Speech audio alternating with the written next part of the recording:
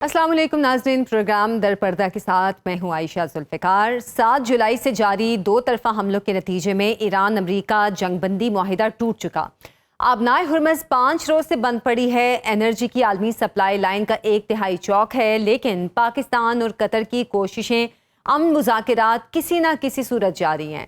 صدر ٹرمپ کی نئی دھمکیوں سے جنم لینے والی جنگی صورتحال میں شدت اس وقت آئی جب ایران نے آبنائے ہرمز پر اپنے مقرر کردہ روٹ سے ہٹ کر گزرنے والے بحری جہازوں کو نشانہ بنانا شروع کیا، جس کے رد عمل میں امریکہ ایران میں ہر روز سینکڑوں اہداف پر بارود برسا رہا ہے، اور ایران ان حملوں کا جواب عرب ملکوں میں امریکی فوجی اڈوں پر میزائل حملوں سے دے رہا ہے۔ دنیا حیران ہے، ایٹمی پروگرام پر شروع ہونے والی جنگ میں جنم لینے والا آبنائے ہرمز کے کنٹرول کا تنازع ایران کے ایٹمی پروگرام سے زیادہ اہمیت کیوں اختیار کر گیا؟ ناظرین، کچھ عالمی تجزیہ کاروں کا یہ کہنا ہے کہ اگر ایران کو ایٹمی پروگرام یا آبنائے ہرمز میں سے کسی ایک کا انتخاب کا حق دیا جائے تو ایران آبنائے ہرمز کے کنٹرول کو اپنے ایٹمی پروگرام پر ترجیح دے گا۔ بلا شبہ آبنائے ہرمز ایران کا سب سے بڑا اور سب سے قیمتی جغرافیائی اثاثہ ہے، جس نے ایران کی جنگ کو دنیا بھر کی جنگ بنایا، امریکہ کو جنگ بندی اور مذاکرات پر مجبور کیا، اور آج تیل بردار جہازوں پر ایرانی حملے کے خوف پر مشتمل یہ وہ ڈیٹرنس ہے جو امریکہ کو ایران پر محدود حملوں تک محدود کیے ہوئے ہے۔ آبنائے ہرمز پر کنٹرول ایران کو دنیا کے 1/3 انرجی ریسورسز پر اثر انداز ہونے کی طاقت بھی عطا کر رہا ہے، اور یہ طاقت ایران کو دنیا کے فیصلہ ساز ملکوں کی صف میں کھڑا کر رہی ہے۔ گو کہ آبنائے ہرمز کا عالمی تنازع ایران کو امریکہ کی دی گئی عالمی تنہائی کا حصار توڑ کر مین سٹریم ورلڈ میں واپس لا چکا ہے، لیکن سچ یہ ہے کہ جنگ سے پہلے امریکہ حد سے زیادہ خود اعتمادی کا شکار تھا، اور آج ایران آبنائے ہرمز پر ضرورت سے زیادہ خود اعتماد نظر آ رہا ہے۔ تو کیا آبنائے ہرمز پر کنٹرول ایران کی برداشت اور صلاحیت سے بڑا محاذ ثابت ہونے والا ہے؟ آبنائے ہرمز کے قریب بحری تجارتی جہازوں پر حملوں سے اپنے حریف کے لیے جنگ کو مہنگا بنانے کی ایرانی حکمت عملی ایران کے لیے کتنی مہنگی ثابت ہو رہی ہے؟ ایران کی کمزور اور پابندیوں میں جکڑی معیشت کے تناظر میں اس پر بات کریں گے۔ ہمیں جوائن کیا ہے دفاعی تجزیہ کار ایئر مارشل ریٹائرڈ اعجاز محمود ملک صاحب اور سابق سفیر محمد عالم بروہی صاحب نے۔ محمد عالم صاحب، سب سے پہلے آپ کی جانب آنا چاہوں گی۔ 7 جولائی سے ایران امریکہ حملوں اور جوابی حملوں کے بعد جو پاکستان کی 28 فروری کو شروع ہونے والی جنگ کے بعد کوششیں تھیں، ایسا لگتا ہے کہ وہ واپس اسی مقام پر آ گئی ہیں۔ دیکھیں جی، لگتا تو یہی ہے، لیکن ایک چیز آپ ذہن میں رکھ لیں کہ دوبارہ فل فلیج جو جنگ ہے اس کے نہ امریکہ افورڈ کر سکتا ہے اور نہ ایران۔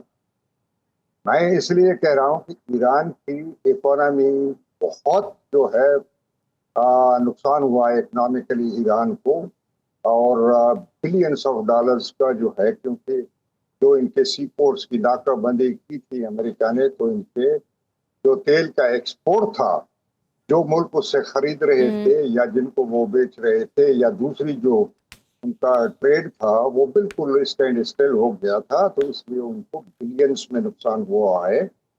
اور اس لیے ایران والے زور دے رہے ہیں کہ ان کے جو فروزن ایسیٹس ہیں ان میں سے جو انہوں نے پرامس کیا ہے ایم او یو میں، تو وہ اس کا کم سے کم 50% فوراً ایشو کر لیں۔ آپ کو یاد ہوگا کہ اسٹیج پہ سعودی عرب نے اور قطر نے ان کو یہ وعدہ کیا تھا کہ اگر امریکہ نے پیسے ریلیز نہیں کیے تو $6 ملین بلین ڈالر جو ہے ہم دونوں ملک ایران کو دے دیں گے۔ تو اس کا مطلب یہ ہے کہ اگر $24 بلین کا پلیج ہوا ہے تو $12 بلین پہلے چاہیے۔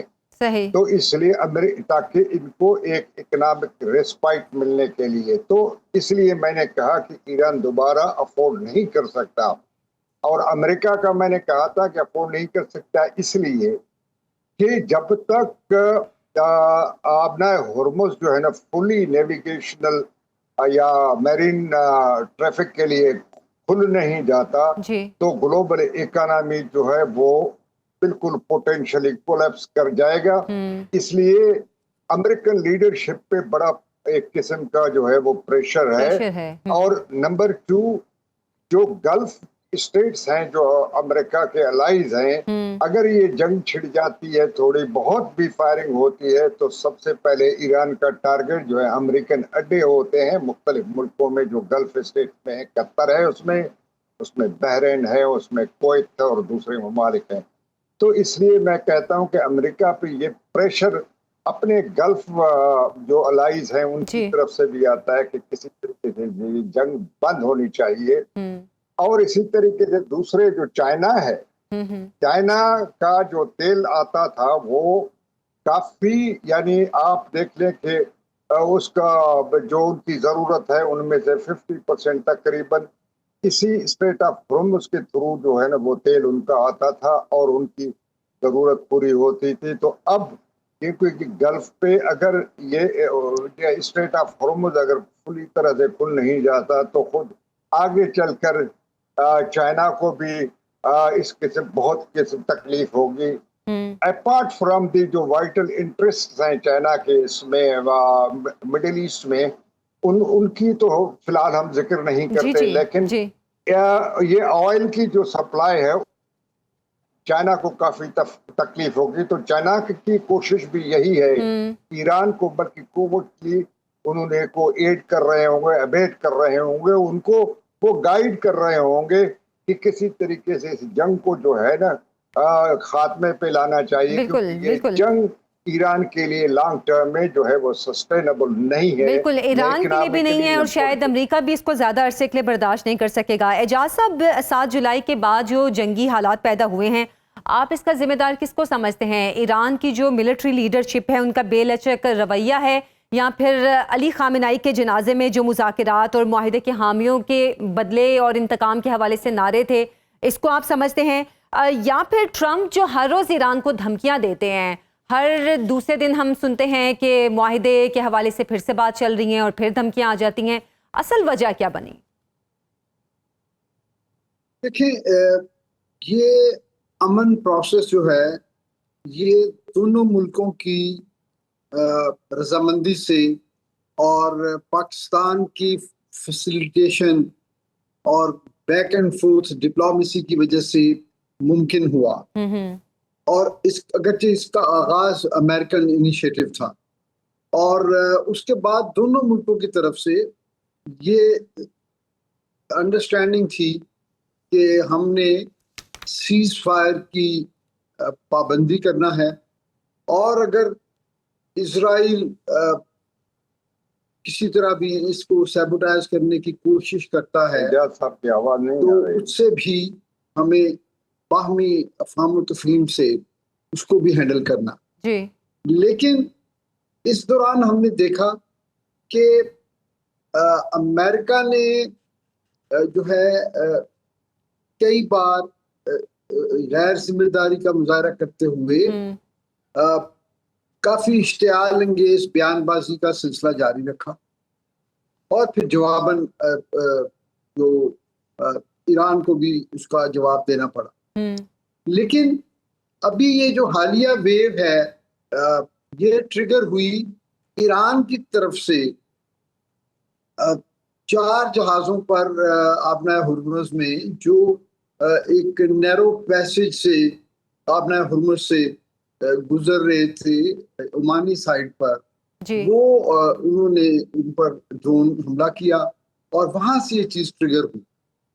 تو میں سمجھتا ہوں کہ یہ موجودہ جو تناؤ ہے یہ ایران کے طرف سے جو ہے غیر لچکدار رویے کی وجہ سے یہ شروع ہوا، اور اس کی وجہ بظاہر یہ ہے کہ ایران میں جو ہارڈ لائنرز ہیں جو کہ جن کا کہ بہت زیادہ جو ہے اثر رسوخ ہے ایرانین اسٹریٹجک ڈیسیژن میکنگ میں، وہ شاید جو ہے اس چیز کو مس ریڈ کر رہے ہیں کہ امریکہ کو شکست دینے کے بعد آگے جو امن ہے وہ اس کو کس طرح جو ہے پروان چڑھانا ہے.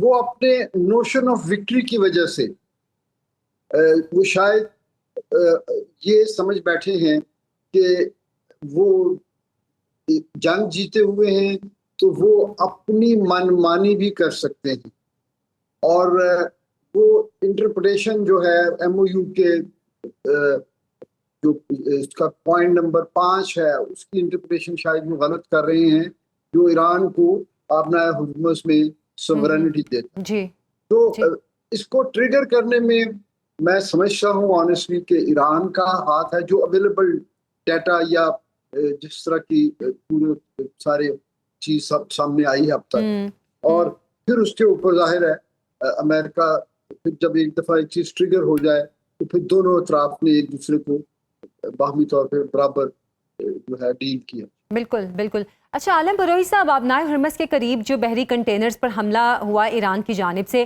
ایران کی حکمت عملی کا مقصد اور ہدف جاننا چاہوں گی، کیونکہ جنگ بندی ہو چکی تھی، مذاکرات چل رہے تھے اور یہ طے تھا کہ ایران کوئی بھی جو آبنائے ہرمز سے شپ گزرے گا اس کو نہیں روکے گا، تو پھر یہ حملہ کیوں ہوا؟ یہ کوئی نئی اسٹریٹجی ایران نے بنائی ہے جو کہ امریکہ کو پھر سے حملے کا جواز بھی فراہم کر رہی ہے؟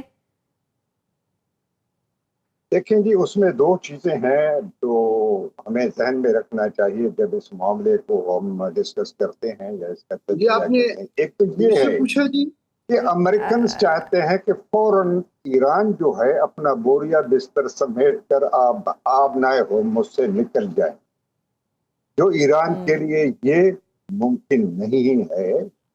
ایران جو چاہتے ہیں وہ یہ ہے کہ انہوں نے پہلے ہی وہاں پہ strait of Hormuz controlling authority بنائی ہوئی ہے، اور یہ بھی عمان کی یعنی کنسلٹیشن سے انہوں نے یہ بنائی ہوئی۔ وہ چاہتے ہیں کہ جو بھی جہاز وہاں سے گزرے تو وہ پہلے اس کنٹرولنگ اتھارٹی سے سیکورٹی کلیئرنس لے لے، بالکل۔ تو اس کے بعد اس کو کوئی تکلیف نہیں ہوگی۔ لیکن بعض ایسے یعنی کارگو جو شپس ہیں جنہوں نے جو ہے اب ایک ورشن یہ بھی ہے کہ جب وہ سیکورٹی کلیئرنس وہاں سے لیتے ہیں تو وہاں اس سروس کے لیے کچھ پیسے بھی ان کو دینے پڑتے ہیں۔ تو شپنگ کمپنی نے یہ کیا کہ ڈائریکٹلی وہاں سے جو ہے وہ آبنائے ہرمز سے جو ہے نا گزرنا شروع کر دیا، جس پہ ایرانیوں نے فائرنگ کی۔ اب ایک تو ورشن یہ ہے، اور دوسرا ورشن جو ہے وہ یہ ہے کہ ایرانیوں نے کئی موقع پہ یہ کہا کہ یہ فائرنگ ہم نے نہیں کی ہے، یہ فائرنگ ایک کارگو شپ پہ جو ہے وہ عمان کے واٹرز میں فائرنگ ہوا تھا۔ تو ایرانی کہتے ہیں جی وہاں پہ ہم کیوں کرتے ہیں؟ تو یہ کوئی اسپوائلر بھی ہو سکتا ہے جو ان جہازوں پہ فائرنگ کر لے، تاکہ یہ جو نیگوسیشن ہے، یہ جو پروسیس ہے وہ سبوتاژ ہو جائے، وہ فیل ہو جائے۔ آپ کو یہ بھی علم ہونا چاہیے کہ اسرائیل نے کل پرسوں کی بات ہے کہ پریزیڈنٹ ٹرمپ کو یہ رپورٹ دے دی کہ ان کے انٹیلیجنس کی رپورٹ ہے کہ ایرانیوں نے پلان بنایا ہوا ہے، وہ خامنائی صاحب کے بدلے میں آپ کو قتل کر دیں گے۔ تو آپ کو اس کے بعد جو ٹرمپ صاحب کا موڈ بدلا ہے یا اس کا جو منہ سے الفاظ نکل رہے تھے وہ تو یہاں پہ بیان کرنے کے قابل نہیں ہے۔ لیکن سوال یہ پیدا ہوتا ہے کہ اس رپورٹس کی ریلائبلٹی کیا ہے، اور ان باتوں کی کیا ریلائبلٹی کیا ہے، کریڈیبلٹی کیا ہے کہ یہ سارا کچھ ایران کروا رہا ہے یا کوئی اسپوائلر کروا رہا ہے۔ بالکل بالکل ہمیں یاد رکھنا چاہیے کہ اسرائیل شروع سے اس ایم او یو کے بھی خلاف ہے اور ایران کے ساتھ ڈیل سائن کرنے کے بھی خلاف ہے۔ اس لیے انہوں نے صدرن لبنان میں جو ہے اپنی کارروائی بند نہیں کی ہے، بلکہ وائس پریزیڈنٹ امریکہ کے vice president J D Vance کو جو اس نے جواب دیا کہ جی ایران اسرائیل ہر وہ ممکن قدم اٹھائے گا اپنی سیکورٹی کو بیف اپ کرنے کے لیے، چاہے کسی الائی کے ساتھ امریکہ کی طرف اشارہ تھا یا اکیلا۔ بالکل۔ تو اس کا مطلب یہ ہوا کہ اس سے اسرائیل بہت ناخوش ہے اور یہ نہیں چاہتا کہ کس طرح بھی یہ ڈیل ہو جائے، نیگوسیشن سے جو ہے اس مسئلے کا حل ہو جائے۔ وہ تو چاہتا ہے کہ جی حملے ہوں، ایران تباہ ہو، برباد ہو، تاکہ مڈل ایسٹ میں اس کو روکنے اور ٹوکنے والا اور کوئی طاقت نہ ہو۔ تو ہمیں اس چیز کو مائنڈ میں رکھنا چاہیے کہ یہ हमले इसराइल करवा रहा है बिल्कुल। या ईरान करवा रहा है? पहली चीज तो ये है, इसको करना चाहिए। अगर ईरान जो है, अभी ईरान ने क्लियरली कहा हुआ है, इनका फॉरेन मिनिस्टर जो ओमान में है वो यही कह रहे हैं कि जो इंटरनेशनल लेन है सी लेन है उसको हम खोल देते हैं, जा जाए, क्योंकि ईरानी उन्हें कुछ हिस्से इसके माइनिंग की हुई है, उसके अभी तक वो माइनिंग जो है वो क्लियर नहीं हुए हैं और इससे कोई बड़ा हादसा भी हो सकता है और वो ईरान के गले में भी पड़ सकता है। बिल्कुल ठीक तो है। लेकिन अमेरिका जो है ना वो इम्पेशेंट है, सब्र नहीं कर रहे। खासकर प्रेसिडेंट जो डोनाल्ड ट्रंप साहब हैं वो तो धमकी पे धमकी दे रहे हैं कि ये मुल्क नहीं रहेगा, ये सिविलाइजेशन नहीं रहेगी, ये होगा, हमारे 1000 मिसाइल हमने लॉक्ड एंड लोडेड जो है ना वो ईरान की तरफ। तो इस किस्म की माहौल में जो है नेगोशिएशंस और एग्रीमेंट करना या नेगोशिएशन कायम करना बहुत मुश्किल है। बिल्कुल जी। अच्छा एजाज साहब, अभी जैसे बरोही साहब भी बात कर रहे हैं कि अमरीकी सदर को इसराइल की इंटेलिजेंस ने रिपोर्ट दी है कि ईरानी उनके कत्ल की मंसूबाबंदी कर रहे हैं। अब जो गुज़श्ता दिनों में ईरान की जानिब से भी बयानात बार बार आ रहे हैं कि शहीद खामेनाई के कत्ल का, उनकी शहादत का बदला लिया जाएगा और जितने भी इस जंग में लोग शहीद हुए हैं उनका बदला लिया जाएगा। अब इस तरह की रिपोर्ट और ये बयानात ये तो ईरान के खिलाफ जा रहे हैं, तो क्या इस मौके पर ईरान को कुछ तहम्मुल का मुजाहिरा करने की जरूरत नहीं है कि ये फॉल्स फ्लैग ऑपरेशन भी हो सकता है बिल्कुल इजराइल की तरफ से। जैसा कि आपको याद होगा जंग के दौरान उन्होंने सऊदी अरेबिया में अरामको की फैसिलिटीज पर जी ऑयल रिफाइनरी पे अटैक मिसाइल किया हमला था। हुआ और ईरान ने उसी वक्त बड़ी सख्ती से उसकी तरदीद की और फिर उन्होंने सैटेलाइट पिक्चर्स के जरिए भी ये जो है इस चीज का एविडेंस दिया कि ये उन्होंने ये मिसाइल अटैक या ड्रोन अटैक उनकी तरफ से नहीं हुआ। लेकिन उसके बरक्स ये हालिया जो अटैक है इसको ईरान ने डिनाई नहीं किया, तो उससे फिर लामहला यही नतीजा निकाला अखज़ किया जा सकता है कि ये अगर ईरान इसकी तरदीद नहीं कर रहा तो फिर यही समझा जाएगा कि ईरान ही जिम्मेदार है इस हमले का।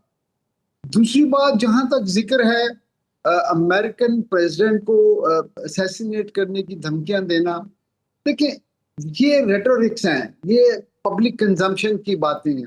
वो तो जो है गुज़श्ता 48 सालों से ईरान में मर्ग बर अमेरिका के नारे लगते हैं, तो लेकिन इसका मतलब ये नहीं है कि अब ईरान की ऐसी किसी बयान को जवाब बना के तो दोबारा से जंग शुरू कर दी जाए। बिल्कुल वो अगर आप वैसे भी अगरचे वायलेंस किसी भी तरफ से हो हमें उसकी मजम्मत करनी चाहिए और हम जिस तरह हमारी रियासत की पॉलिसी है हम तमाम दुनिया में और बिलखसूस अपने खित्ते में तो तमाम मुल्कों को हम चाहते हैं कि वो पुरअमन तरीके से रहें।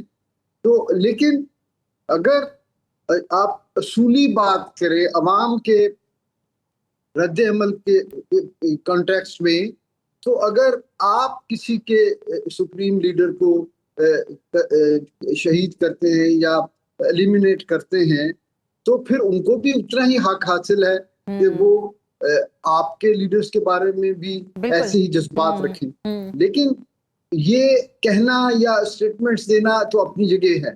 अमेरिकन प्रेसिडेंट जो हैं वो ग्लोबली सबसे ज्यादा हाई सिक्योरिटी प्रोटोकॉल के साथ वो रहते हैं और मूव करते हैं, और ये ईरान के लिए जो है ये कोई ऐसी बात इतना आसान भी नहीं है कि वो इस किस्म की किसी धमकी को अगर वो किसी भी हल्के में उसकी हमें बात सुनाई दे रही हो उसको एग्जीक्यूट करना ये कोई ऐसी आसान बात नहीं है। इसलिए इस पे रिएक्ट करना अमेरिका की तरफ से ये भी मैं समझता हूँ ओवर रिएक्शन होगा। ठीक है, बहुत बहुत शुक्रिया एजाज महमूद साहब, बहुत शुक्रिया एजाज महमूद साहब। और साबिक सफीर मोहम्मद आलम बरोही साहब हमारे साथ मौजूद थे।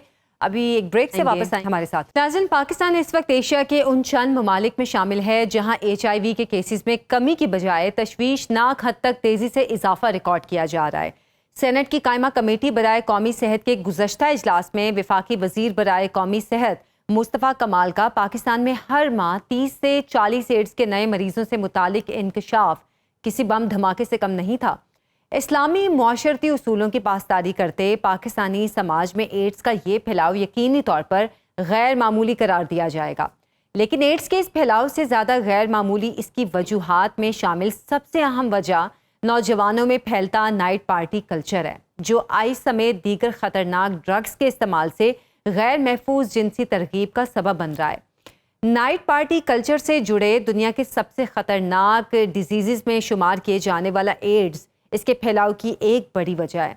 इस्तेमाल शुदा सिरिंज, ब्लेड, सेफ्टी रेजर्स का इस्तेमाल और गैर महफूज इंतकाल खून को भी करार दिया जाता है। मुल्क के एलीट से गरीब तक फैलने वाले एड्स की रोकथाम कैसे मुमकिन है? इस ज़िम्न में उलमा, असातिज़ा, मोटिवेशनल स्पीकर्स की क्या जिम्मेदारी है? इस पर बात करेंगे। हमारे साथ मौजूद हैं डॉक्टर अशरफ निज़ामी साहब, सदर PMA। बहुत शुक्रिया डॉक्टर अशरफ साहब। सबसे पहले वफाकी वज़ीर सेहत ने जो एड्स के हवाले से बयान दिया है, जो नंबर्स बताए गए हैं, यकीनन ये खौफनाक और ख़तरनाक है पाकिस्तान के लिए। आपके ख़्याल में जो हम भारत में या बाकी मुल्कों में एड्स का फैलाव देख रहे हैं, उसके मुकाबले में पाकिस्तान में ये बढ़ती तादाद किस हद तक तशवीशनाक है? मोर I am citizen of this country और I am concerned about it कि जो कि हमारे यहाँ जो ये सारी बीमारियां फैल रही हैं और वो बीमारियां जिनकी के रोकथाम मुमकिन है, वो बीमारियां पड़नी है यकीनी तौर पे हमारे लिए। और दूसरा, एक हमारे यहाँ एक रिवाज पड़ गया है और आप और बाकी लोग भी इसके गवाह हैं कि अपनी जो है इल्ज़ाम नहीं लेना, हमने अपनी कोताही नहीं माननी, अपनी नाकामी नहीं माननी, इसे किसी और दूसरे के ऊपर डाल दो कि जनाब इस वजह से ये सब कुछ हो रहा है, वरना हम तो बड़े पवित्र और बड़ा सारा चीज़ें हमारी तो बिल्कुल ठीक ठाक जा रही हैं। अगर वजीर सेहत का नहायत ही मैं समझता हूँ कि ये कोई बयान कोई सेहतमंद किस्म का बयान नहीं है कि पार्टीज और इस किस्म को कहना और मुआशरे को ये मुर्दे इल्ज़ाम ठहरा देना। वो जो बच्चे सिंध के अंदर बच्चे हुए, यहाँ सरगोदा के अंदर, पंजाब के अंदर, KPK के अंदर, ये जो सारी जो फैलाई जा रही है हमारे साथ हेपेटाइटिस C और एड्स के मरीज जो हैं, ये कहाँ से आ जाते हैं? ये कौन से हैं जो सरकारी इंस्टीट्यूशंस के अंदर जाते हैं और अभी तक जाके वहां पे पुरानी सरिंजें और वहां का निज़ाम अभी तक वहां पे जो है मरीज खुद से लेके आता है। छोटी छोटी डिस्पेंसरीज जहां पे लिमिटेशंस हैं, अभी तक क्वैक्स जो बैठे हुए हैं, जो अताई बैठे हुए हैं, उनके साथ जो कंट्रोल करने के लिए जो हुकूमत की नाकामी है, वो मरकजी हो सूबाई हो, ये इस नाकामी का कौन जिम्मेदार है कि जिसकी वजह से ये फैल रहा है?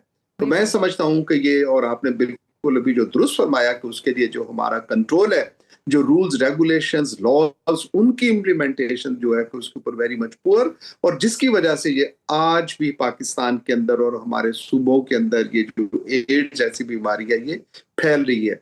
बाकी वो उसके लिए तो यकीनी तौर पे एक बात हमें समझ लेनी चाहिए कि अब socio economic that is the most important.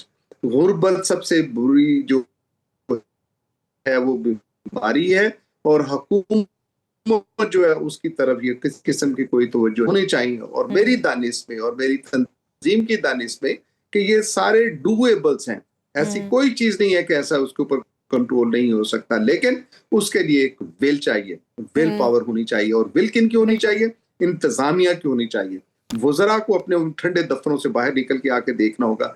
आज तक आपने कभी सुना है कि वहां पे अगर किसी के हो जाता है डॉक्टर की वजह से या किसी और वजह से, कि किसी कभी सेक्रेटरी को इन्होंने कहा हो या तब्दील किया हो या उसको मुअत्तल किया हो? कभी वहां किसी वजीर ने ये कहा हो कि यार मेरी वजारत के अंदर से ये कुछ हो रहा है और मैं समझता हूं कि ये चीजें ठीक नहीं, और इखलाकी तौर पे मान लिया कि वो टीके खुद तो नहीं लगाते। मुझे हमेशा याद पड़ता है कि किसी मुल्क के अंदर एक ट्रेन का हादसा हुआ था कि उसके फाटक की वजह से, तो जो वजीर उसने इस्तीफा दे दिया था कि बिकॉज ऑफ मी कि आई कुडंट मेक इट। अब ये कहा जाए जी कि फाटक को जाके वजीर तो नहीं बंद करता, और हमारे मुल्क के अंदर से खैर से हुआ था कि एक वजीर साहब ने ये फरमा दिया था कि जो ट्रेन है वो ड्राइवर, उसका ट्रेन का ड्राइवर कोई वजीर तो नहीं होता जो कि ट्रेन चलाता है। तो ये जो हमारे इक़दामात और हमारा इनडिफरेंट एटीट्यूड, और सबसे बढ़ के आयशा मैं आपसे गुजारिश करूंगा कि आप देखें कि हुकूमत ने पैसे कितने रखे हैं सेहत के लिए। آج سندھ کے اندر دیکھیں کہ بی ایچ او جو پرائیویٹ اس کو دیے جا رہے ہیں, پنجاب کے اندر B H O R H C جو ہے یہ پرائیویٹائز کیے جا رہے ہیں, پرائیویٹ لوگوں کو دیے جا رہے ہیں. یہاں پہ ہاسپٹلز کے اندر آپ دیکھیں تو وہاں پہ almost it is a private, یعنی بیسیکلی یہ رسپانسبلٹی لینے والی بات ہے کہ گورنمنٹس کو ان معاملات کی رسپانسبلٹی لینے کی ضرورت ہے. ڈاکٹر ارشد, آپ سے یہ بھی میں جاننا چاہوں گی کہ کچھ عرصہ پہلے تک ایڈز کو لا علاج سمجھا جاتا تھا, اس لیے یہ جان لیوا بھی تھا. کیا اب اس کا علاج دریافت ہو چکا ہے یا ابھی بھی یہ جان لیوا ہے؟ دیکھیں ہمارے ہاں یہ بڑا آسان ہوتا ہے جان لیوا. جیسے وائرس ہے کہ اگر ایڈز کے ساتھ مریض ہے تو ایڈز کے مریض کو they have to take precautions کہ ایڈز کے ساتھ مطلب مروجہ یہ ساری دنیا کے اندر سائنس ہے کہ وہ بلیڈ سے پھیلے گا, اس کے خون کے قطرے کے ساتھ جو ہے وہ پھیلے گا, لیکن میل ملاقات کے ساتھ ایڈز کبھی نہیں پھیلتی. سیکشول اس کی ساری ہے, بالکل درست بات ہے کہ اس کے ساتھ یہ پھیلتا ہے, لیکن یہ کہا جائے جی کہ اس کو بے راہ روی, اور بڑا آسان ہے یہ سارا ہمارے لیے کہنا کہ بے راہ روی ہے جی اس کی وجہ سے, اگر یہ بے راہ رویاں دیکھی جائیں تو یہ بے راہ رویاں پھر یورپ کے اندر یہ جو ایڈز اتنا زیادہ کیوں نہیں پھیل جاتا, they have stopped it because they took the measures. اور اس کے لیے جب تک آپ اپنی گراؤنڈ ریالٹیز کو نہیں دیکھتے, اس مائنڈ سیٹ سے باہر نہیں آتے کہ آپ نے تقریر کرنی ہے اور ایک اپنے بیان دے کے اپنے آپ کو بری الزمہ سمجھ لینا ہے کہ سب چیزیں تو اچھی ہیں, یہ قوم ہی ایسی ہے جو کہ اس قابل نہیں ہے کہ یہ کرنے کے لیے. میری رائے کے اندر, میں اس کو ناقص رائے قطعی طور پہ نہیں کہہ رہا, کہ جب تک یہ اپنی اخلاقی, سماجی اور منصبی ذمہ داریاں, میں ایز اے ڈاکٹر, معلم ایز اے معلم, بڑھانے والا جو مسجد کا امام ہے وہ, گرجے میں بیٹھا ہوا پادری, اور اسی طرح سے جب تک بیوروکریسی اور وزیر اور اسی طرح سے وزراء اعلیٰ اور وزیر اعظم اپنی ذمہ داریاں نہیں سمجھتے, یہ ساری کی ساری ایسے بیانات کی حد تک ہیں. اور اس کی بنیاد, again I repeat, which is the reflection, true reflection of our concerns, کہ ہم صحت میں اپنے جو بجٹ وہ کتنا رکھتے ہیں. That is the reflection and the attitude. تعلیم کے لیے کتنا بجٹ ہے اور ہیلتھ کے لیے بجٹ کتنا ہم رکھتے ہیں, وہ آپ مجھ سے بہتر جانتے ہیں, اور یہ اکابرین تو ہم دونوں سے بہتر جانتے ہیں کہ ان کے کنسرنز کیا اور کتنے انہوں نے بجٹ رکھے ہوئے ہیں صحت کی خاطر. اور اس کو کنٹرول کرنے کے لیے یہ مطلب آئی مین کہ آپ کی مہربانی, آپ ہمیشہ پروگرام کرتے ہو, لوگوں کی اویئرنیس دینے کے لیے کرتے ہیں, حکومت کو یہ مطلب تنبیہ کرنے کی خاطر ایسے صحت مند سارے پروگرام کرتے ہو, ایک پرائم ٹائم اپنا دیتے ہو. لیکن یہ جو حکومت ہے بدقسمتی سے, وہ اس کے ساتھ مجھے قطعی طور پہ کوئی کنسرن نہیں نظر آتا. اور یہ میں ذمہ داری کے ساتھ یہ بات کر رہا ہوں, اور اس کی بنیاد صرف اور صرف ایک ہی ہے, that is the allocation of funds, کہ ہم فنڈز اپنے کتنے رکھتے ہیں صحت کے لیے, اور پھر ہم کہیں گے کہ کوئی نہ کوئی. باقی معاشرے کو کہنا, تہذیب کو کہنا, مذہب کو اندر لے آنا کہ دیکھیں جی ہمارا فلانا مذہب ہے, ہمارا فلانا چیزیں ہیں, میں سمجھتا ہوں اگر یہ ضروری غیر ضروری نہیں ہے تو ان کا کوئی عمل دخل بھی ایسا نہیں ہوتا. آپ ریاستوں کے ساتھ دیکھیں, یہ جو ہماری دوسری ریاستیں ہیں جہاں پہ اسلام اور ساری چیزیں وہاں موجود ہیں, civilization is over there. It means کہ یہ جو civic sense اور شعور جو ہے, شعور کے ساتھ اس کا سب سے زیادہ کردار ہے, اور اس کو کردار کو پورا کرنے کے لیے, اس کو اویئرنیس دینے کے لیے, that is the government which has to play its role. اور وہ رول اسی وقت ہوگا جب کہ اس کی فنڈنگ پراپر ہوگی, جب کہ رسپانسبلٹیز جو ہیں وہ پراپر طریقے سے دیکھی جائیں گی. اور رسپانسبلٹیز دیکھنے کی خاطر وزیر موصوف نے بنا دیا کہ جناب نائٹ پارٹی, اب یہ بچے یہ کیا کریں, تو بچہ اگر جاتا ہے تو جا کے یہ بے راہ روی, جنسی بے راہ روی ہو جائے گی.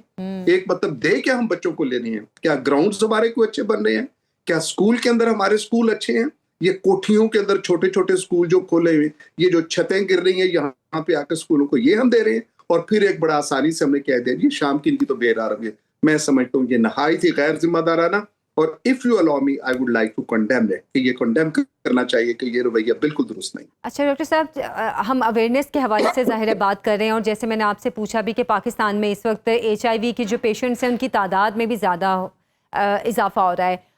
اس کے آپ کے خیال میں جو آپ ابھی بات کر رہے تھے کہ حکومت نے صحت کے شعبے میں اتنی فنڈنگ نہیں کی, اتنی انویسٹمنٹ نہیں کی, تو کیا جو ہمارے ملک میں HIV کے پیشنٹس ہیں اور جو دن بدن ان کی تعداد میں اضافہ ہو رہا ہے, کیا ان کے علاج میں بھی مشکلات پیش آ رہی ہیں؟ کیونکہ اگر فنڈ زیادہ نہیں ہیں تو یقیناً جو لوگ افورڈ نہیں کر سکتے اس علاج کو, ان کو تو کافی مشکلات پیش آتی ہیں.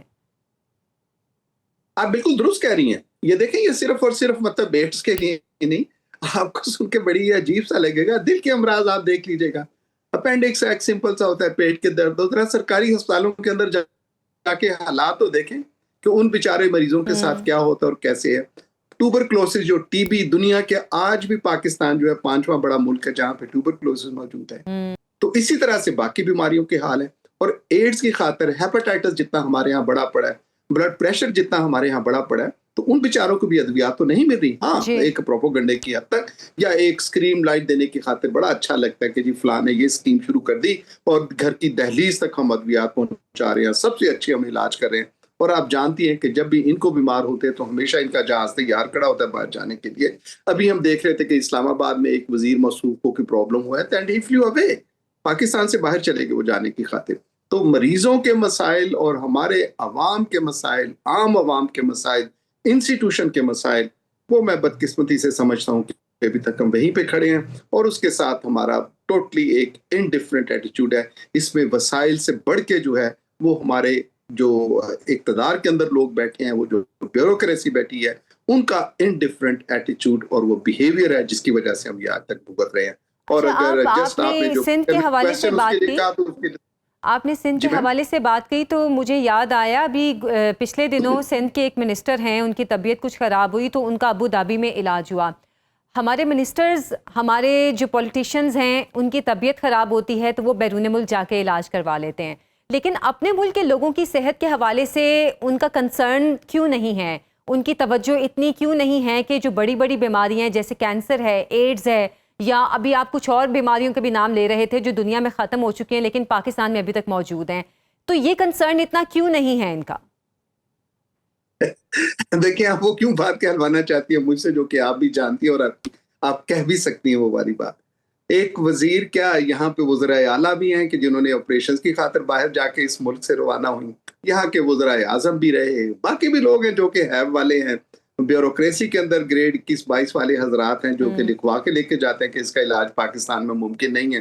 And people are enjoying all that. या एंजॉय तो नहीं कहना चाहिए, लेकिन वो सहूलत जो है अल्लाह ताला के फजलो करम से वो इस्तेमाल करते हैं उसके लिए आने के लिए खातर। तो मैं तो एक आम शहरी की हैसियत से, जैसे मैंने शुरू में भी आपसे अर्ज किया कि पाकिस्तान मेडिकल एसोसिएशन के अदना वर्कर होने के साथ साथ ये जो इनकी अदम तवज्जो हुई, इस पे पाबंदी होनी चाहिए। अगर कोई शख्स बाहर, मैं समझता हूँ, जायदाद रखता है, उसका कोई बाल बच्चा इस मुल्क से बाहर है, अगर उसके बच्चे सरकारी स्कूल में नहीं पढ़ते, अगर वो इलाज सरकारी इदारों से नहीं करवाता, तो इसके ऊपर बिल्कुल पाबंदी होनी चाहिए।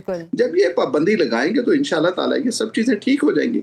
अगर मेरा बच्चा जाके सरकारी स्कूल में जाके पढ़ेगा तो I will have a concern कि सरकारी स्कूल के अंदर पंखा नहीं चल रहा तो क्यों नहीं चल रहा, अगर उसका बेंच टूटा तो क्यों नहीं चल रहा।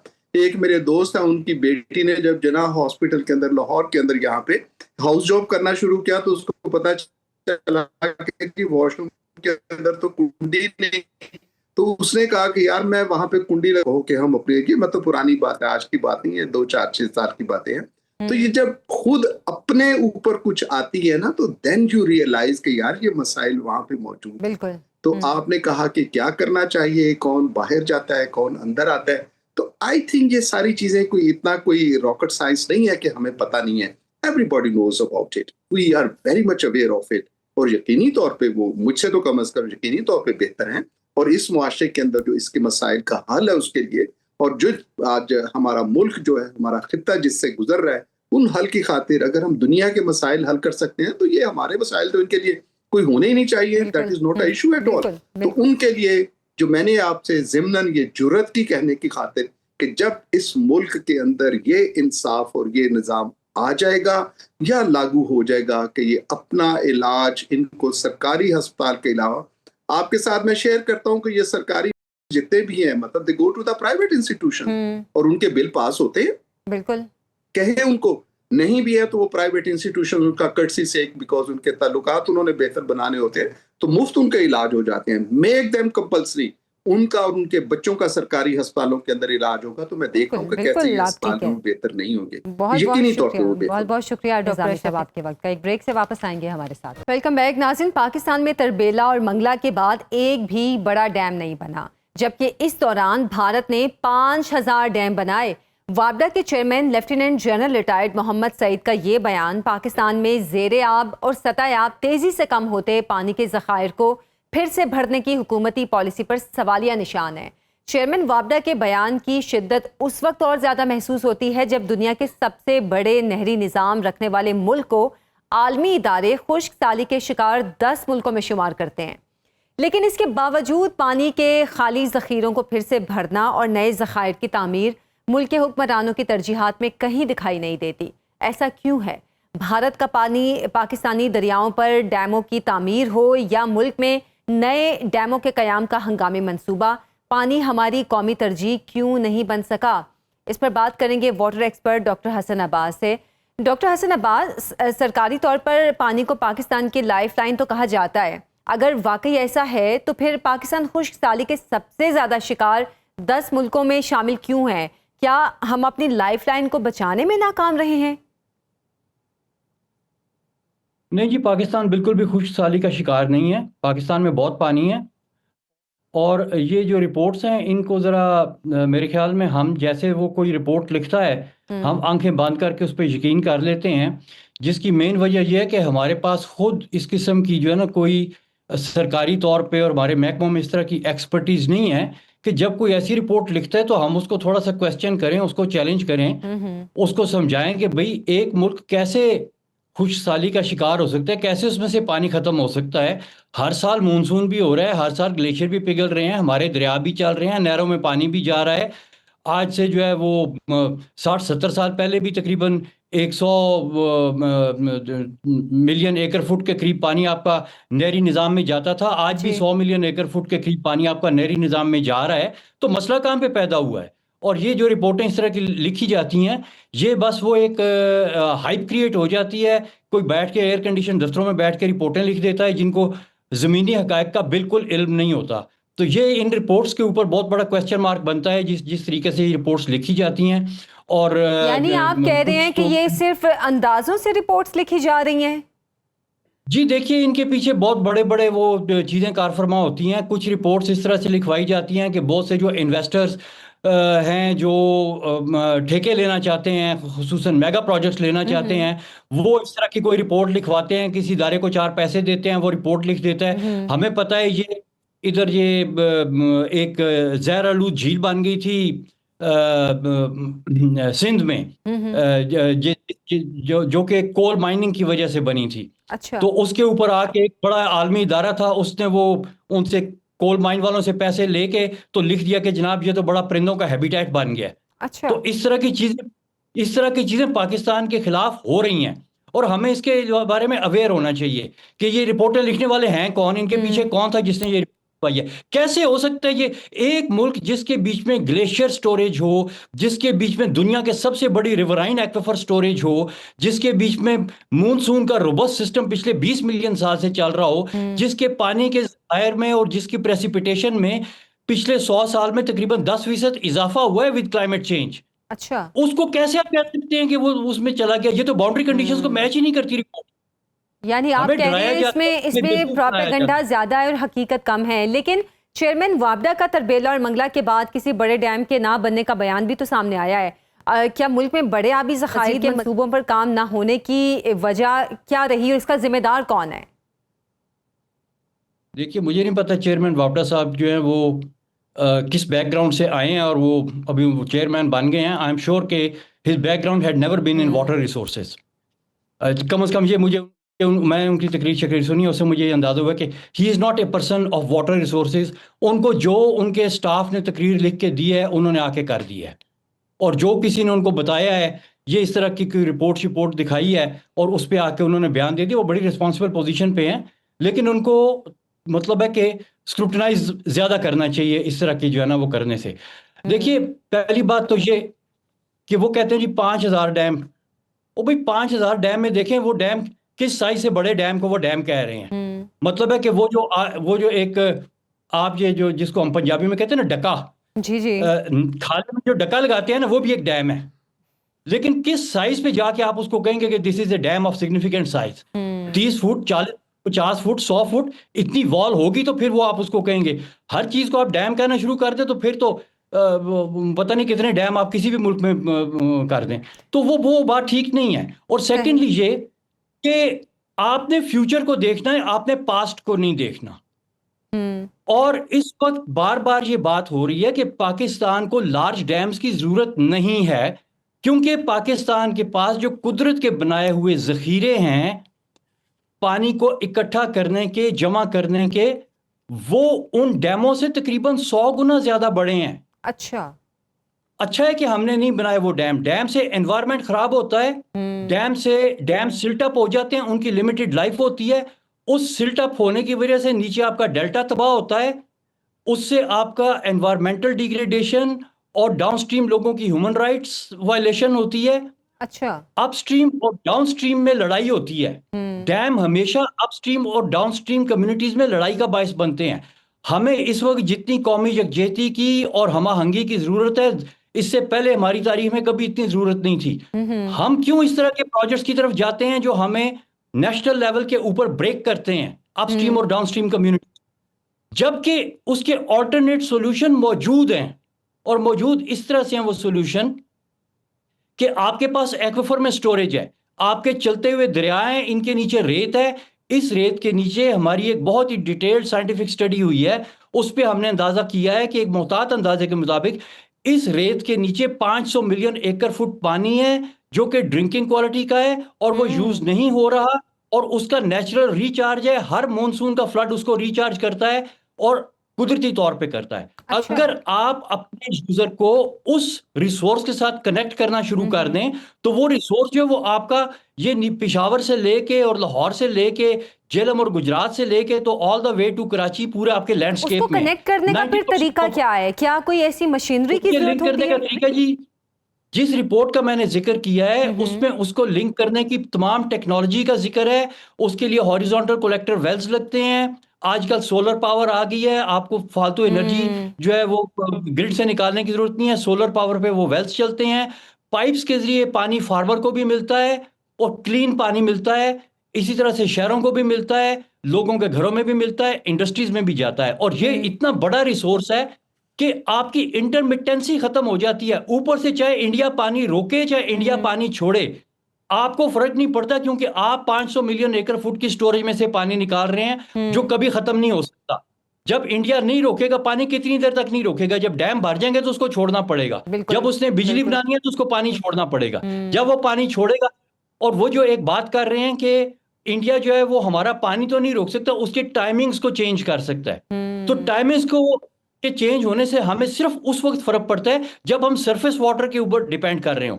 ہم اپنی ڈیپینڈنس سرفیس واٹر سے ختم کر کے اس گراؤنڈ واٹر ایکویفر کے اوپر لے آئیں تو انڈیا جتنا مرضی اس کو سرفیس واٹر کو ڈسٹربٹ کرتا رہے، ہمیں اس سے کوئی فرق نہیں پڑتا.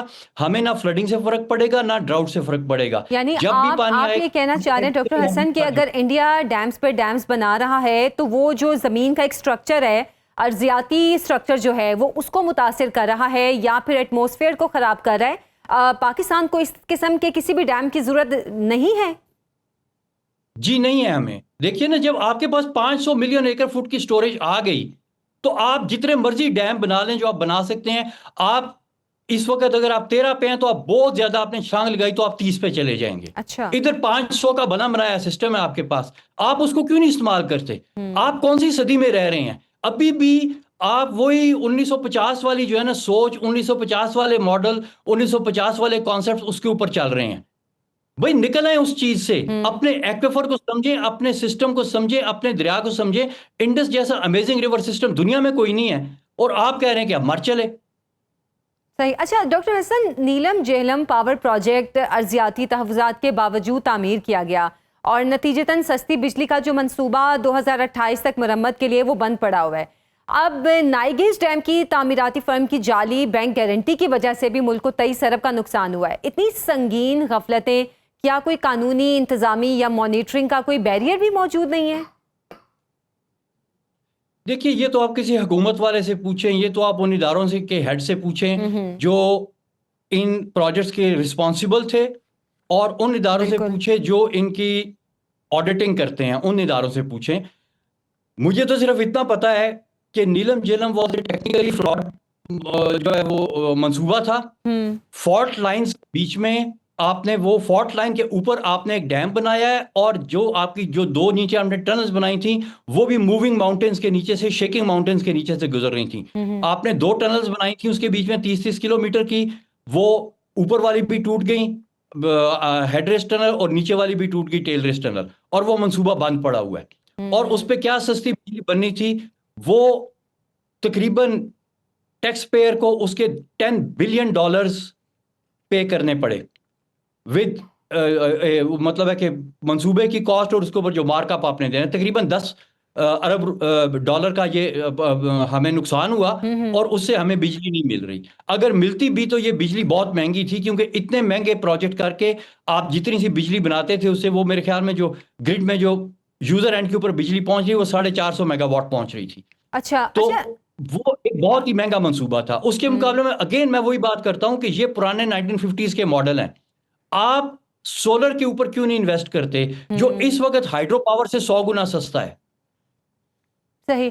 اچھا ڈاکٹر حسن، کچھ سالوں میں جو غیر معمولی بارشیں پاکستان کو فیس کرنا پڑ رہی ہیں جس سے سیلاب بھی زیادہ آ رہے ہیں، آپ سے جاننا چاہوں گی کہ کیا یہ جو سیلاب آ رہے ہیں اس سے پاکستان کی جو واٹر ایک ریکوائرمنٹ ہے، جو نیڈ ہے، کیا اگر ہم اس پانی کو سٹوریج کرتے ہیں تو وہ پوری نہیں ہوگی؟ کیونکہ جس تیزی سے گرمی بڑھ رہی ہے، جس تیزی سے ویدر چینج ہو رہا ہے، پاکستان کو کہیں نہ کہیں تو سٹوریج کرنے کی ضرورت ہے نا.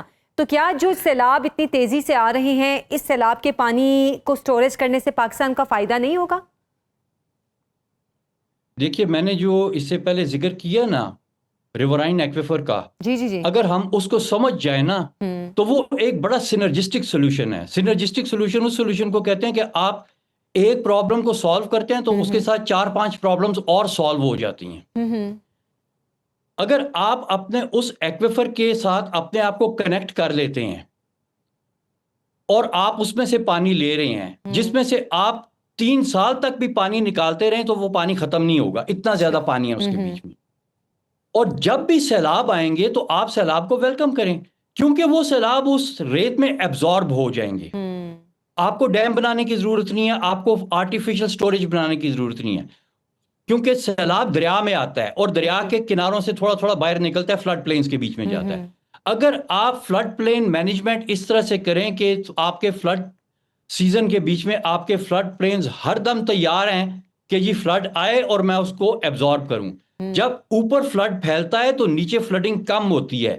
جب آپ اوپر ڈیم بنا کے سیلاب کو روکتے ہیں، دریا کے سائڈ پہ وہ فلڈ پروٹیکشن بند بنا کے سیلاب کو چھوٹا کرتے ہیں تو نیچے جا کے وہ سیلاب بڑا ہو جاتا ہے. اچھا. تو اگر آپ کا اوپر سے لے کے نیچے تک جس طرح سے قدرت نے فلڈ پلینز بنائے ہوئے ہیں، آپ اس علاقے کو نیچر کے ساتھ ہم آہنگ ہو کے مینج کرنا شروع کر دیں تو اس میں نہ آپ کو کوئی بڑے سٹرکچرز بنانے کی ضرورت ہے، نہ آپ کو کوئی بہت زیادہ قرضے لینے کی ضرورت ہے. وہ نیچرل ایریاز ہیں، ان کو آپ نے صرف مینج کرنا ہے اور مینج کرنے کے لیے آپ نے میونسپلٹی لیول کے پلانز بنانے ہیں، ڈسٹرکٹ کونسل لیول کے پلانز بنانے ہیں اور پروونشل لیول کے پلانز آپ نے بنانے ہیں. ان پلانز کے ساتھ آپ ان جگہوں کو اس طریقے سے مینج کریں کہ اس کے بیچ میں جب سیلاب کا پانی آئے تو لوگوں کے پاس پناہ گاہیں موجود ہوں، ہائی گراؤنڈ آپ نے کریٹ کیے ہوں، اسکولوں کی اور اس طرح کی جو بلڈنگز ہوتی ہیں اس کے بیچ میں آپ نے ایئر مارک کیا ہو کہ سیلاب کی ایمرجنسی میں